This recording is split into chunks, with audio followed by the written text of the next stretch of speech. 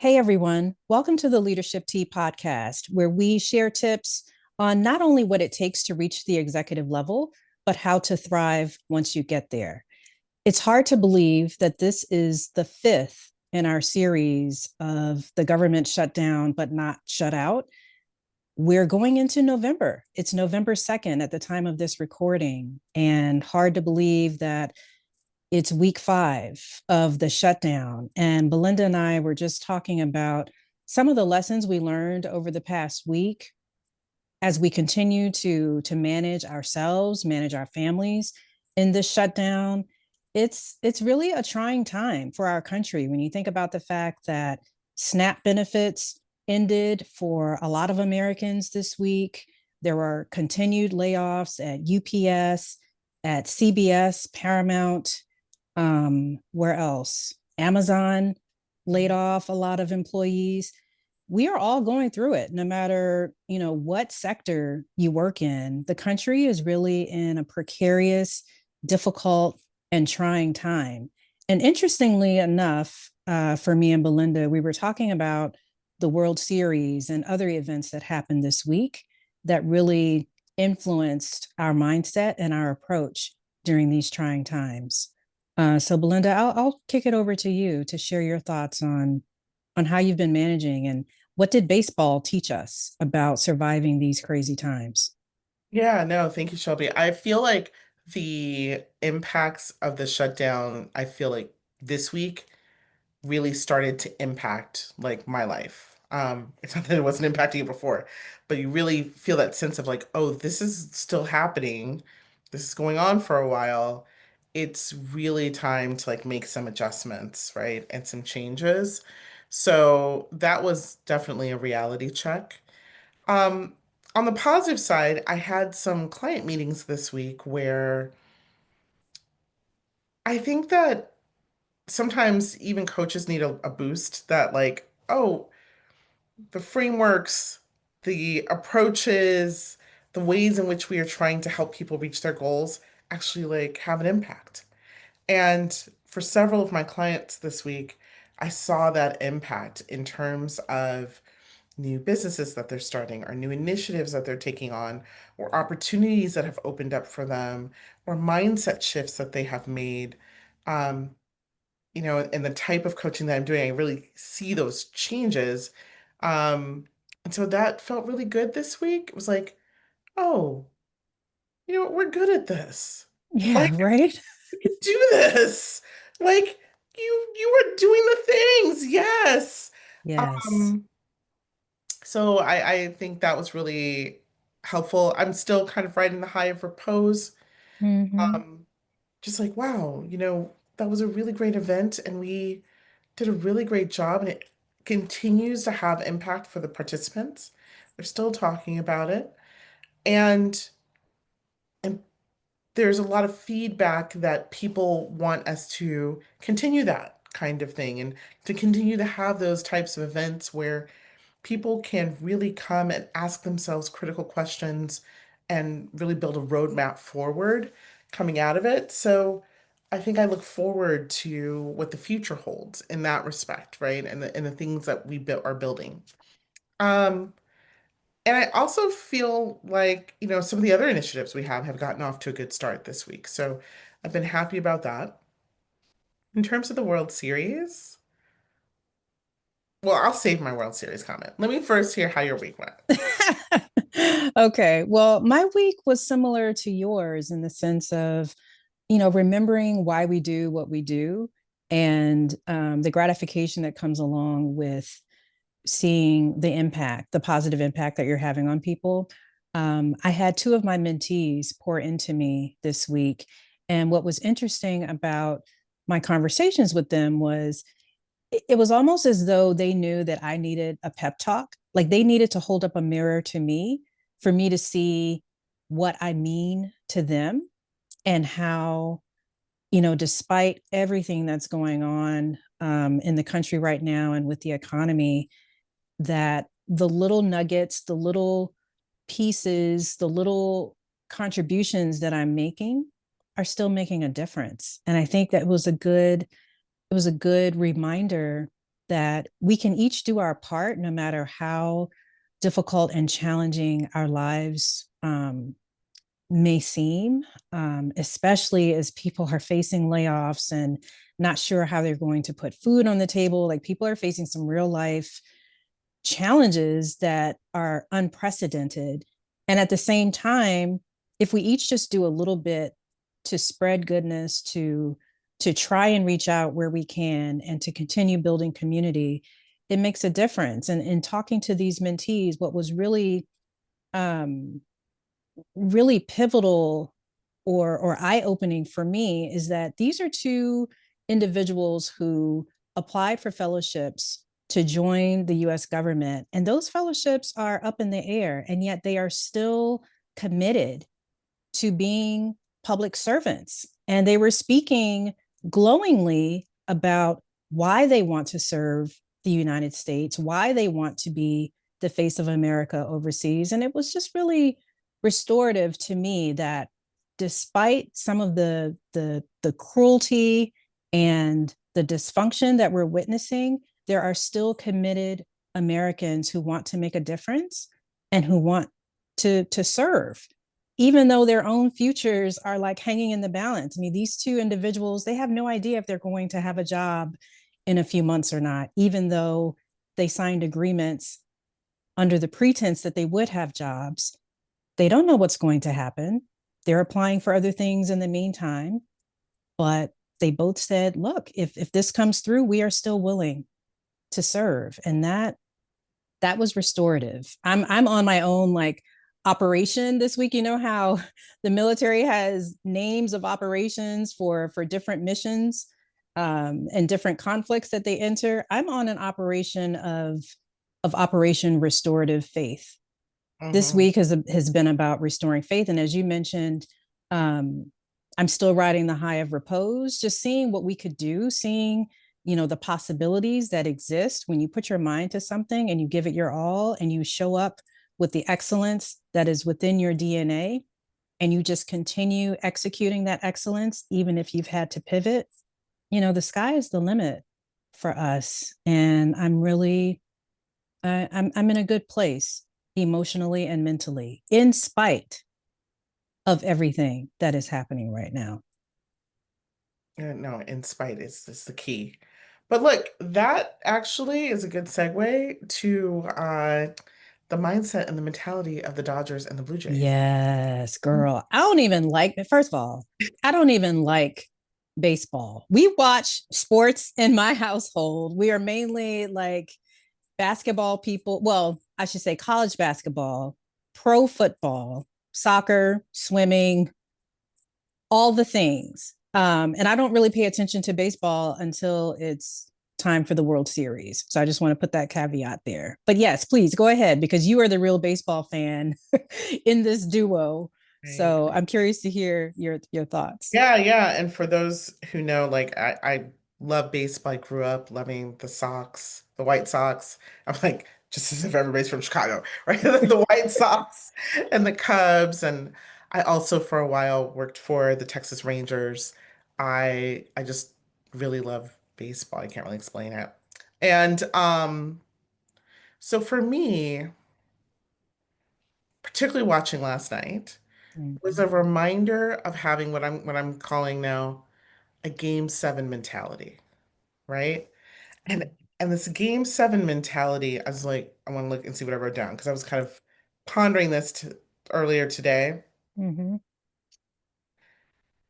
First of all, everybody showed up ready to just leave it on the field. Like you could tell with each pitch, with each Yes. swing, with each everything, everybody was like, I'm gonna give this moment. I'm gonna be fully present Mm-hmm. in this pitch, this inning, this whatever, and I'm gonna leave it all on the field. Yeah. Right? And so no matter what happens, I did my best. But also that idea of like having it all on your shoulders in game seven of the World Series is something that so many kids have done over and over and over again in their backyard. Like it's something that you've been preparing for your whole life. You are ready for your game seven moment. You have Yes. everything you need for your game seven moment. If you just be fully present. Mm-hmm. The other thing that struck me as I watched during different plays, different people move differently in the midfield, and like some of the infielders moved to the midfield and outfielders moved in and da da da. Every role matters. Yeah. You know what I'm saying? Every role matters. You got to have respect for every role. And when we are putting it all on the field, everybody's job is critical. Mm-hmm. You have to, and so in order, you need to respect that, but you also have to trust each other. Yeah.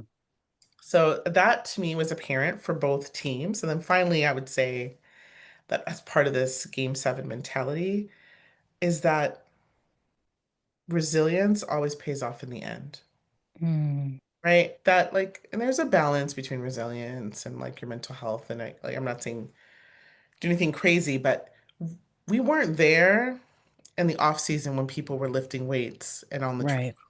right? We weren't there after games when people had to ice their knees and ice their shoulders, right? We weren't there when people were in the batting cages.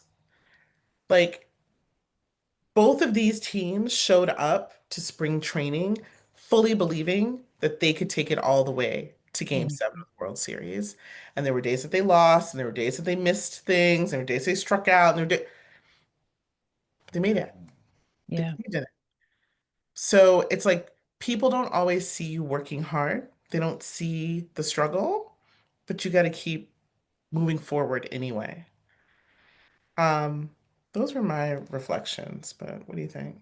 Yeah, girl, you just gave a sermonette. Mhm. For real. Like I co-sign on everything that you said. There were so many lessons. And I love what you said about approaching life or approaching 2026 with a game 7 mentality. I'm there with you. And just in watching the ninth inning, I started watching last night's game in the ninth inning.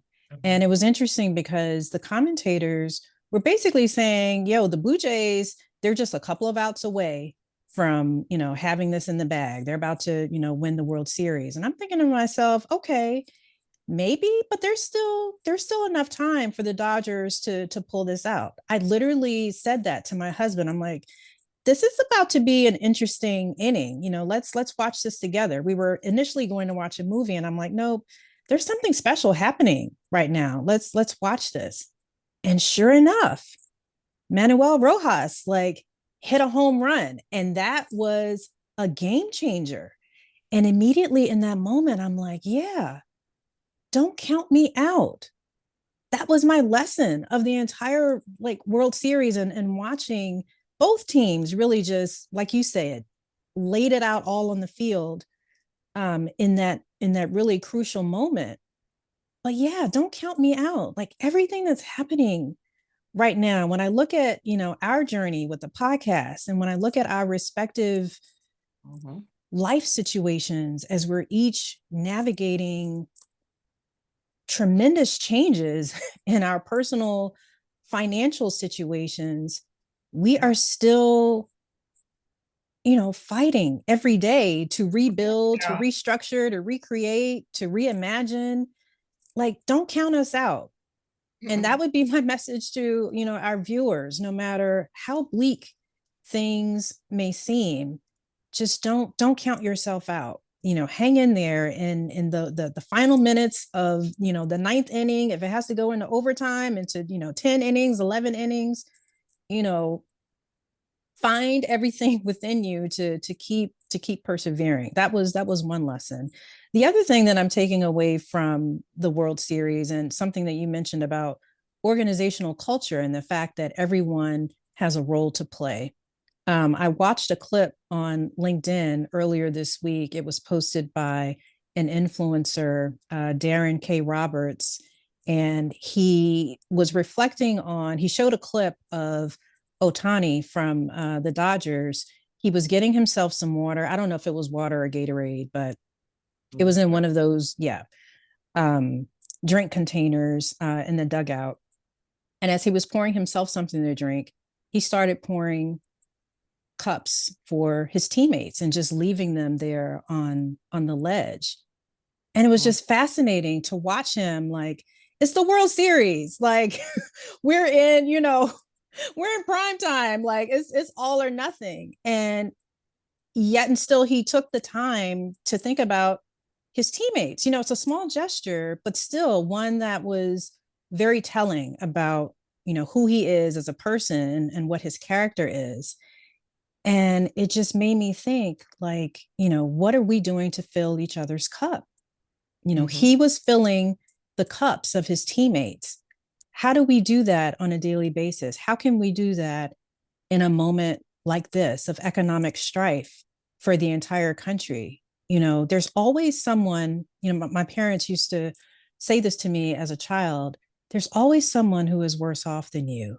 Be grateful for what you have, be grateful for the blessings that you're fortunate to count on, because there's always something happening to someone that you can't even imagine what their situation is. And I feel that that's applicable to what we're dealing with right now as we watch these waves of massive layoffs across the government as well as the private sector. And now, the catastrophe that we witnessed in Jamaica during the past week, where people literally lost everything, everything. They have nothing. Right. And, again, the metaphor of Otani filling the cups of his teammates, it just really made me think about myself. Like, okay, Shelby, yes, your personal situation is not great, but there are others who are suffering, even more than you are. How can you be mindful of that and fill someone else's cup? What are you doing, to make a difference? And I know that might seem like a stretch, but that's what I was left with Yeah. from watching the game last night. No, no, that there were so many historic moments in the series. There were so many once in a generation players. Yeah, Um, there are many, many lessons. People will be talking about the lessons that we can all learn from this series for for a long time. So, yeah, um, no, and I definitely think you're right in that we have to remain mindful about how we can support each other because there are so many people going through really trying times. And I appreciate you mentioning Jamaica. Like, I mean, what happened there truly is devastating. it is. Um, and it's gonna take like a lot from many partners to help rebuild. Yeah, for Um, sure. but with that said, we know that, as people organize and ask for help, whether it's here, whether it's in Jamaica, whether it's in other places where people are facing strife, um, the people are going to do the right thing and rally together. Yeah, Um, they will. So with that said, I think that might be a nice kind of end to our fifth shutdown episode. And Yeah, really, man. I really hope we don't have too many more of these to do. I right. mean, as much as I enjoy talking to you and bonding and whatnot, I'd rather us, yeah, not have this to talk about. But No, definitely. But I do want to thank our listeners or our viewers on YouTube. If you are listening on audio, come over and see us on YouTube. We've got really cute backdrops and nice lighting. We're fun. Come see us and like and subscribe. And if you have thoughts about things that you learned in the World Series, or learned from, these players during even last night's game, what is your game seven mentality? Let us know in the comments. yeah, right. Like, what are you taking from this series into 2026? And I know it's November and we normally don't talk about this till December, but I feel like this year it's worth starting early. Okay. I think we're all ready for this year to be over. Like, Let's pick up the pieces and start over. I think so. So anyway, it's been great. We'll see you soon, and thanks for sipping wisdom and stirring success with us.